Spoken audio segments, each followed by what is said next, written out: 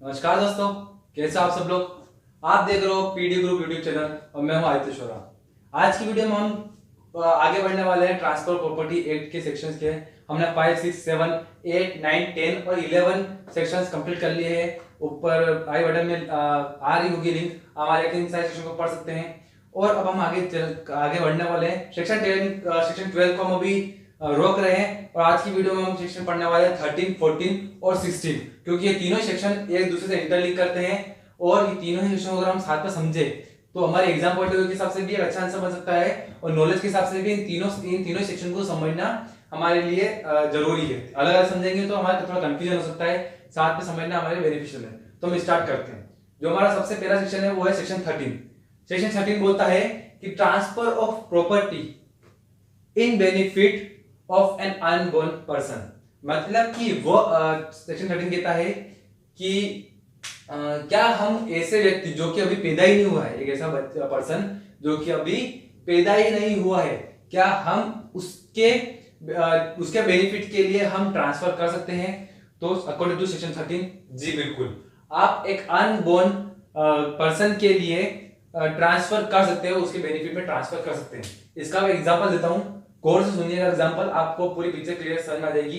एक भाई है, उसको अपनी सिस्टर से बहुत प्यार, मतलब उसकी जो बहन उसकी लाडली है। उसने सोचा है कि मेरी बहन तो थोड़ी बड़ी भी हो गई, 20-21 साल की हो गई है, इसकी शादी हो जाएगी और तो सेटल हो जाएगी।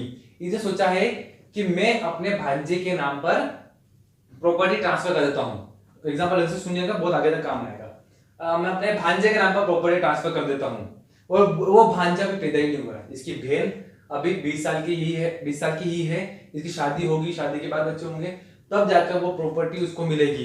तो क्या इस ट्रांसफर कर सकता है उस अनबोर्न बेबी के नाम पे? तो जी हाँ, सेक्शन 13 ट्रांसफर प्रॉपर्टी एक्ट के अकॉर्डिंग ये ट्रांसफर कर सकता है। बस इसके अंदर एक कंडीशन है, माफ करना, एक नहीं दो कंडीशन है।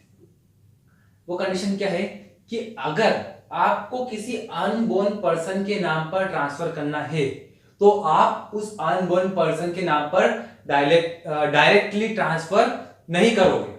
डायरेक्टली ट्रांसफर उस अनबोर्न पर्सन जो पैदा ही नहीं हुआ है उसके नाम पर डायरेक्टली ट्रांसफर नहीं कर सकते हो। आपको पहले वो प्रॉपर्टी किसी और के नाम पर ट्रांसफर करनी पड़ेगी जिससे ये प्रॉपर्टी वो बच्चे को मिल जाए। आगे बात कैसे में, फॉर एग्जाम्पल वो इसी एग्जाम्पल में जो भाई था उसको अपने भांजे के नाम पर प्रॉपर्टी ट्रांसफर करनी। भांजा में बेबी बॉय बोल रहा हूं, अगर लड़का हुआ तो उसने जो वसीयत लिखाई है या जो डील करी है वो करी है कि अगर मेरी बहन का लड़का हुआ तो ये प्रॉपर्टी उसे मिलेगी। उसके लिए अकॉर्डिंग टू सेक्शन 13 उसको ये प्रॉपर्टी पहले अपने बहन के नाम पर ट्रांसफर करनी पड़ेगी और बहन के बाद वो प्रॉपर्टी जब वो बच्चा पैदा हो जाएगा तो उसको मिलेगी। आगे बात क्लियर समझ में?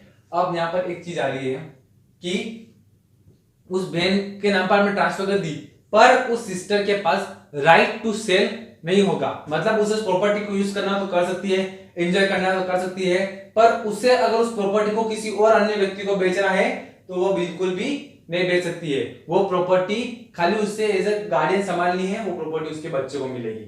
अब इसके अंदर एक बहुत इंपॉर्टेंट पॉइंट आ रहा है समझना। क्या पॉइंट आ रहा है वो? Absolute transfer. मतलब जो आप बॉय के नाम पर ट्रांसफर कर रहे हो वो क्या होना चाहिए? एब्सोल्यूट होना चाहिए। एब्सोल्यूट मतलब कि जो राइट टू सेल है वो किसके पास चला जाना चाहिए? उस बेबी बॉय जब वो पैदा हो जाएगा, जब ये प्रॉपर्टी उसे मिल जाए, उस बेबी बॉय को मिल जाएगी तो उसके पास राइट टू सेल का भी अधिकार होना चाहिए। जैसे ही उसको प्रॉपर्टी मिली वो उस प्रॉपर्टी को बेचने का पूरा अधिकार रखता है। सेक्शन 13 क्लियर कट ये बात बोलता है कि पहली बात तो कंडीशन ये है कि आपको किसी और के नाम पर ट्रांसफर, मतलब किसी और को जो उससे दे सके उसके नाम पर ट्रांसफर करनी है। जैसे भाई ने अपनी बहन के नाम पे कर दी, उसकी माँ के नाम कर दी बच्चे के, और उसके अंदर वो एब्सोल्यूट होना चाहिए। भले ही उस सिस्टर के पास राइट टू सेल का अधिकार ना हो पर उस बालक के पास जो बच्चा पैदा होगा जैसे उसको प्रॉपर्टी मिलेगी उसके पास भी राइट टू सेल आ जाएगा। ठीक है, बात ध्यान रखना एब्सोल्यूट ट्रांसफर, क्योंकि अब बताने वाला हूं मैं क्या चीजें सारा है। सेक्शन 30 समझ में आ गया? अब इसको साइड में देते हैं। अब आ जाते हैं हम सेक्शन 14 पे। सेक्शन 14 क्या बोलता है? सेक्शन 14 बोलता है राइट अगेंस्ट परपेचुएशन। ठीक है, वर्ड थोड़ा डिफिकल्ट है पर याद करना पड़ेगा। हिंदी में से कहते हैं कि शाश्वतता के विरुद्ध नियम। अब समझना मेरी बात, इसमें भी वही बात हो रही है कि इसमें जो हमारा सेक्शन 13 का कॉन्सेप्ट था ना, वही है कि एक व्यक्ति को एक व्यक्ति ने ए ने बी के नाम पर ट्रांसफर करा, छोड़िए एग्जांपल देता हूं मैं, समझेगा सेक्शन 14 के लिए कि राइट्स अगेंस्ट परपेचुअलिटी। परपेचुअलिटी का मतलब ये होता है कि नेवर एंडिंग कंटिन्यूअसली, जो चलता रहे जनरेशन बाय जनरेशन, पीढ़ी दर पीढ़ी चलता रहे, उसको हम कहते हैं परपेचुअलिटी। तो राइट्स अगेंस्ट परपेचुअलिटी मतलब कि ट्रांसफर के अंदर अगर आप परपेचुअलिटी को घुसेड़ेंगे तो आप बिल्कुल भी वो वैलिड ट्रांसफर नहीं माना जाएगा, वो वसीयत बनाएंगे या फिर जो भी डीड बनाएंगे वो बिल्कुल भी वैलिड नहीं मानी जाएगी। अब इसका एग्जांपल देता हूं मैं, सुनिएगा। एक पिता है, उसने एक वसीयत बनाई कि मेरे 100 दिन पूरे होने के बाद, मेरे मरने के बाद जो मेरी प्रॉपर्टी है वो मेरे बेटे ए के नाम पर हो जाएगी, और मेरे ए के मरने के बाद, ए के 100 दिन पूरे होने के बाद जो उसका सबसे बड़ा बेटा है उसके नाम हो जाएगी। और यहां तक समझ में आया? यहां तक तो जो हमारा 13 सेक्शन है उसका कॉन्सेप्ट है। सेक्शन 14 क्या कहता है कि इसमें एक और बात आ गई है, जो पिताजी थे उन्होंने अपने बेटे के लिए करी कि मेरे बेटे को मिले, मेरे बेटे से मेरे पोते को मिले, अब मेरे पोते से भी मेरे पड़ पोते को वो प्रॉपर्टी मिलेगी ना करके वहां कंटिन्यूअसली उन्होंने 2-3 पीढ़ियों की एक साथ वसीयत करा दी। तो हमारा सेक्शन 14 यही कहता है कि अगर आप ऐसी वसीयत कराते हो तो ऐसी वसीयत बिल्कुल भी वैलिड नहीं मानी जाएगी। क्यों नहीं मानी जाएगी? इसके पीछे दो बेसिक रीजन है। दो बेसिक रीजन ये है कि हमारे इंडिया के अंदर जो हम प्लॉट खरीदते हैं, जो भाई प्रॉपर्टी खरीदते हैं, उसका आपको हर 30 साल के अंदर एक टैक्स भरना पड़ता है।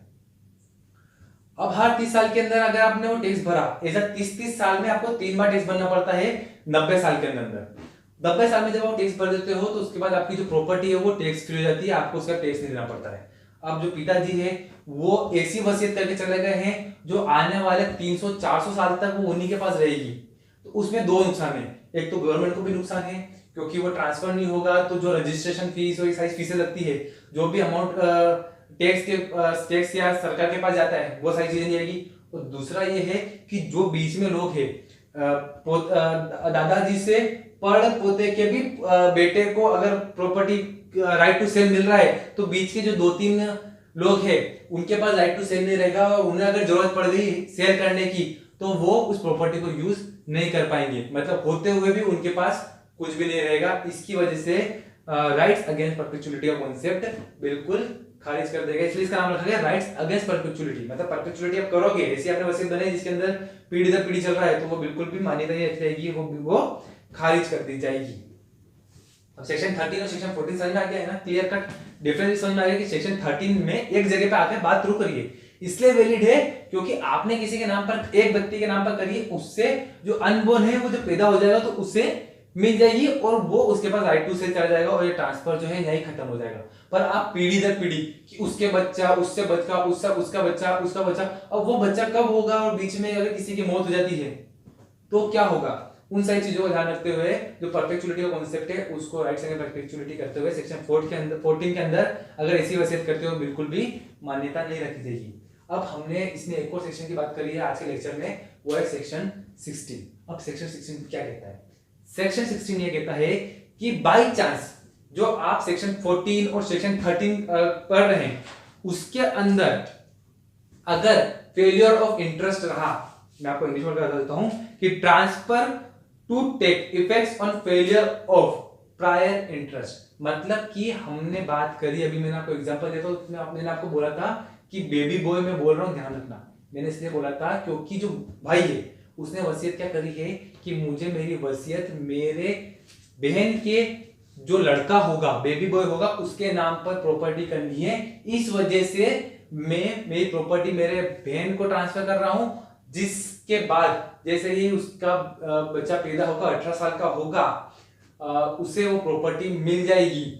ठीक है, अब बाई चांस उस जो उसकी बहन थी उसकी अगर बेबी नहीं हुआ या फिर बेबी गर्ल हो गई तो यहां पर जो कंप्लीट इंटरेस्ट है ना, इंटरेस्ट क्या है? भाई का इंटरेस्ट है। क्या इंटरेस्ट है भाई का? कि बेबी बॉय को मिले, और बेबी गर्ल हो जाती है तो इंटरेस्ट का फेलियर हो गया, इंटरेस्ट पूरा नहीं हुआ तो प्रॉपर्टी वापिस से जो बहन है, जो उस बच्चे की माँ है, उससे वापिस से वो उस भाई के पास चली जाएगी।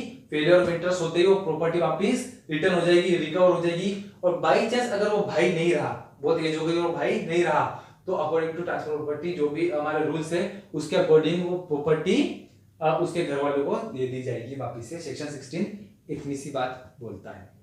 आज की वीडियो में बस इतना ही। आपको मैं बता देता हूँ कि अगर ये तो मैंने बहुत शॉर्ट में समझाया है, अगर आपको इसके बारे में डिस्क्रिप्टिव मतलब एक एक सेक्शन पर सिंगल सिंगल वीडियो चाहिए तो आप मुझे कमेंट सेक्शन में बता सकते हैं, या फिर आपको कोई छोटी मोटी क्वेरी हो या कोई क्वेश्चन हो आपको समझ नहीं आया हो तो आप इंस्टाग्राम पे मुझे डीएम कर सकते हैं, फेसबुक पे मुझे डीएम कर सकते हैं। मैं आप टेलीग्राम ग्रुप बनाने वाला हूँ बहुत जल्द, आप उस पर आके मुझे डीएम कर सकते हैं और अपने जो जितने भी डाउट्स है वो पूछ सकते हैं। कमेंट सेक्शन में भी आप मुझे बता सकते हैं कि आपको क्या प्रॉब्लम्स आ रही है पढ़ाने के तरीके में, किसी भी चीज में, ऑडियो में, वीडियो में, तो आप मुझे बेशक बता सकते हैं। आपको मेरे पढ़ाने का तरीका और ये लेक्चर पसंद आया हो और आपके लिए कुछ यूजफुल रहा हो तो लाइक कर दीजिएगा, कमेंट कर दीजिएगा, शेयर कर दीजिएगा और चैनल को सब्सक्राइब कर दीजिएगा और बेल आइकन दबा दीजिएगा ताकि आपको आने वाली वीडियोस की नोटिफिकेशन जल्द से जल्द मिले।